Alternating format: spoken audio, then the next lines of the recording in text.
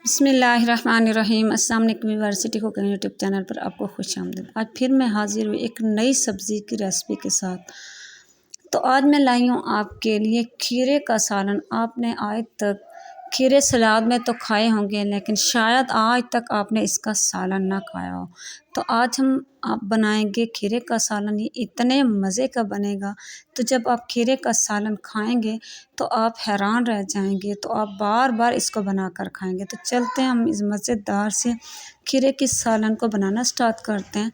तो इस रेसिपी शुरू करने से पहले मेरी आपसे रिक्वेस्ट है, अगर आप चैनल पर नए हैं तो चैनल को सब्सक्राइब करें, बेल आइकन को प्रेस करें, वीडियो को एंड तक देखा करें, ताकि आप मुझसे भी बेहतर और मज़ेदार खीरे का सालन घर पर बना सकें। तो ये मैंने इधर 1 किलो खीरे लिए हैं। तो सबसे पहले इनको मैंने धो के अच्छी तरह से साफ़ कर लिया है। तो अब मैं इनके ऊपर वाला छिलका जो है इसको अच्छी तरह से रिमूव कर लूँगी। हमने इसके ऊपर से अच्छी तरह से छिलका उतार लेना है। अच्छी तरह से हमने इनको साफ़ कर लेना है।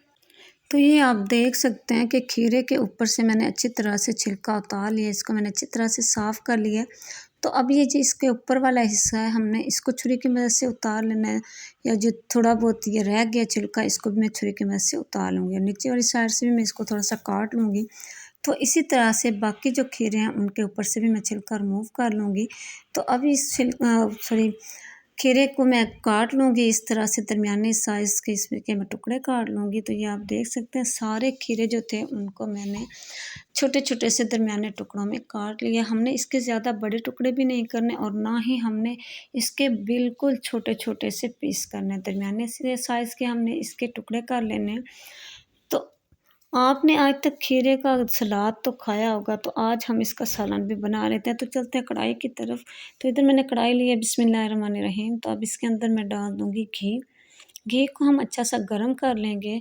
तो ये आप देख सकते हैं हमारा घी गरम हो चुका है। तो अब इसके अंदर मैं डाल दूँगी, ये है मेरे पास प्याज। ये मैंने 2 दरमियाने साइज़ के प्याज लिए थे, जिनको मैंने बारीक बारीक सा काट लिया था। ये मैंने इसके अंदर डाल दिए, और इसको मैं चम्मच की मदद से अच्छा सा मिक्स कर लूँगी। और इसी घी के अंदर मैं इसको अच्छा सा फ्राई कर लूँगी। तो आप देख सकते हैं कि हमारे प्याज जो हैं ये फ्राई हो चुके हैं। हमने इनको इतना ही फ्राई करना है, इससे ज़्यादा हमने इनको फ्राई नहीं करना। बस इतना सा, जब थोड़ा सा इसका कलर बदल जाए और ये किनारों से जो है ये थोड़ा थोड़ा सा गोल्डन गोल्डन से नज़र आने लग जाए, तो आपने बस इतना ही फ्राई करना है। बहुत ज़्यादा आपने इसको ब्राउन नहीं कर लेना। तो अब इसके अंदर मैं डाल दूँगी 1/2 टी स्पून कुटी हुई रेड मिर्चें, और 1/2 टी स्पून इसमें मैं डाल दूँगी रेड मिर्चों का पाउडर, और फिर चम्मच की मदद से मैं इसकी अच्छी सी मिक्सिंग कर लूँगी। तो अब इसमें मैं डाल दूँगी 1/2 टी स्पून हल्दी पाउडर। आप अपने टेस्ट के हिसाब से मसाले कम ज़्यादा कर सकते हैं, या अपनी सब्ज़ी के भी हिसाब से इसको आप थोड़ा ज़्यादा कर सकते हैं। तो अब ये है मेरे पास टमाटर। ये मैंने 3 टमाटर लिए दरमियाने साइज़ के, उनको मैंने बारीक बारीक सा काट लिया, वो मैंने इसके अंदर डाल दिए। और फिर वही बात, चम्मच की मदद से मैं इसको अच्छा सा मिक्स कर लूँगी।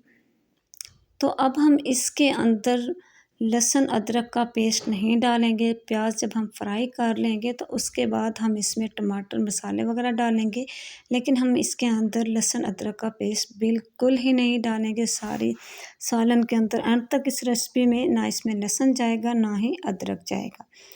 इस तरह से चम्मच हम इसमें हिलाते रहेंगे। अगर आप डालना चाहें तो डाल सकते हैं, लेकिन इसके अंदर लहसुन अदरक नहीं डाला जाता।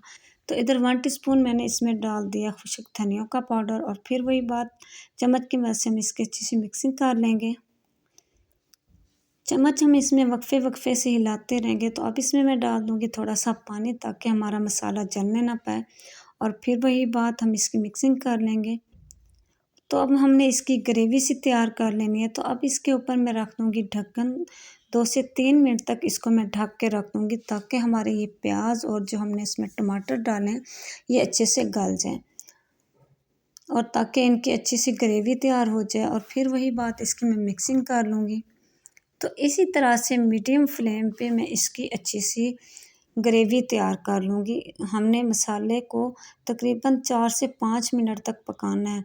तो अब इसके अंदर मैं डाल दूँगी, ये है मेरे पास खीरे, बिस्मिल्लाहिर्रहमानिर्रहीम। तो इधर इसके अंदर मैं वो खीरे डाल दूँगी जिसके मैंने टुकड़े कर लिए थे, काट लिया था बारीक बारीक सा, और चम्मच की मदद से मैं इसकी अच्छी सी मिक्सिंग कर लूँगी।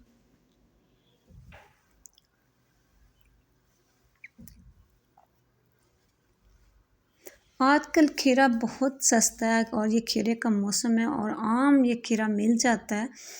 अक्सर हम इसको सलाद में इस्तेमाल करते हैं और ये ताकत वाला भी होता है। बच्चे बड़े सभी इसको बड़े शौक़ से खाते हैं। सलाद में भी ये इस्तेमाल होता है और ये इसके अलावा रायते में भी ये डाला जाता है, तो इसके साथ रायता भी बहुत टेस्टी बनता है। तो आज हम इसका सालन बना रहे हैं। तो इस तरह से थोड़ा-सा इसको मैं मिक्स करने के बाद इसमें मैं डाल दूँगी आधी प्याली पानी। तो पानी डालने के बाद इसके नीचे मैं फ्लेम जो है मीडियम कर दूँगी। तो मीडियम फ्लेम पे अब हमने इसको पकाने के लिए रख देना है। तो इसके ऊपर मैं रख दूँगी इसका ढक्कन। तो इसके ऊपर ढक्कन रख के इसको मैं मीडियम फ्लेम पे तकरीबन जो है 8 से 10 मिनट तक पकने के लिए रख दूँगी। तो 8-10 मिनट के बाद फिर हम इसको खोलेंगे। तो इधर रखे हुए इसे 10 मिनट हो चुके हैं। तो बिस्मिल्लाहिर्रहमानिर्रहीम, इसका मैंने ऊपर से ढक्कन उतार लिया है। तो अब चम्मच की मदद से हम इसको अच्छा सा मिक्स कर लेंगे। तो ये आप देख सकते हैं कि हमने जो इसमें खीरे डाले थे वो गल चुके हैं। तो अब हमने इसके नीचे फ्लेम थोड़ा हाई कर देना है ताकि जो इसमें पानी बच गया है वो खुश्क हो जाए। हमने इसमें पानी ज़्यादा नहीं डाला था, हमने इसमें आधी प्याली पानी की डाली थी, लेकिन क्योंकि इस सब्ज़ी में पानी बहुत ज़्यादा होता है तो सब्ज़ी ने भी अपना पानी छोड़ा, जिसकी वजह से इसमें बहुत ज़्यादा पानी हो गया। तो अब इसके अंदर मैं डाल दूँगी, ये है मेरे पास सब्ज़ मिर्चें, 5 से 7 सब्ज़ मिर्चें थी मेरे पास, जिनको मैंने दरमियान से काट लिया लंबाई में, वो मैंने इसके अंदर डाल दी हैं। और फिर वही बात, हम इसकी मिक्सिंग कर लेंगे, वक्फे से हम इसमें चम्मच चलाते रहेंगे। तो अब हमने इधर इसकी भुनाई करनी है, तकरीबन 3 से 4 मिनट तक हमने इसकी भुनाई करनी है, जब तक इसमें जो पानी है थोड़ा बहुत वो अच्छी तरह से खुश्क ना हो जाए और सब्ज़ी जो है वो अपना घी ना छोड़ दे, तब तक हमने इसकी भुनाई करनी है। तो दोबारा से इसके ऊपर मैंने ढक्कन रख दिया था 2 मिनट के लिए। तो फिर हम इसकी अच्छी सी मिक्सिंग कर लेंगे। तो ये आप देख सकते हैं कि सब्ज़ी ने अपना घी छोड़ दिया हुआ है, इसके अंदर पानी बिल्कुल खुश्क हो चुका है। तो ये आप दरमियान में सारा घी देख सकते हैं। तो जौन सी भी आप सब्ज़ी बनाएं तो उसकी इतनी देर तक भुनाई करनी चाहिए जब तक कि इसका पानी जो है वो खुश्क ना हो जाए और सब्ज़ी अपना घी ना छोड़ दे। तब तक हमारा जो ये सालन है तब तक तैयार नहीं होता, तब तक ये इतने मज़े का नहीं बनता जब तक कि सब्ज़ी की अच्छी सी भुनाई ना हो जाए। तो इनकी भी अच्छी सी भुनाई हो चुकी है। तो अब इसके अंदर मैं डाल दूँगी हाफ़ टी स्पून गरम मसाला पिसा हुआ। और अगर अभी तक आपने और मेरे फिर चैनल वही को बात, इसकी सब्सक्राइब अच्छी नहीं सी किया तो मिक्सिंग प्लीज़ कर मेरे लूँगी। चैनल को सब्सक्राइब कर लें, ये आपकी तरफ से इनाम होता है और हमारी तो अब हौसला हमारा अफजाई सालन होती है। तैयार हो चुका है। तो अब इसके अंदर मैं डाल दूँगी, ये है मेरे पास सब्ज़ धनिया। ये मैंने एक मुट्ठी सब्ज़ धनिया की ली थी, जिनको मैंने बारीक-बारीक सा काट लिया था। तो ये मैं इसके अंदर डाल दूँगी बिस्मिल्लाहिर्रहमानिर्रहीम। इसके साथ इसमें से बहुत अच्छी खुशबू आएगी और इसका टेस्ट भी बढ़ जाएगा।